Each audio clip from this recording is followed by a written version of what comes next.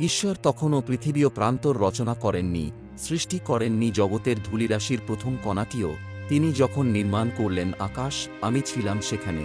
যখন জলধিবক্ষে তিনি স্থাপন করলেন দিকচক্রবাল, বিন্যস্ত করলেন ঊর্ধ্ব গগনে মেঘের চন্দ্রাতক, যখন উন্মুক্ত করলেন জলধিগর্ভের উৎসগুলি, নির্ধারণ করলেন সমুদ্রের সীমা, যেন তার জলরাশি অমান্য না করে তার নির্দেশ, যখন তিনি স্থাপন করলেন পৃথিবীর ভিত্তিমূল, তখন আমি ছিলাম তার সহকারী কারিগর, আমি ছিলাম তার প্রতিদিনের আনন্দস্বরূপ, তার সম্মুখে আমি সদাই ছিলাম উল্লসিত।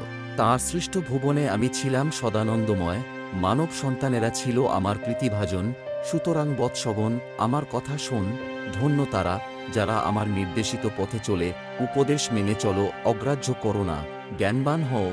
ধন্য সেই জন, যে আমার কথা শুনে চলে, যে আমার দুয়ারে জেগে থাকে, প্রতীক্ষা করে আমার দ্বারদেশে। যে আমাকে পায় সে জীবন লাভ করে পায় প্রভু পরমেশ্বরের অনুগ্রহ।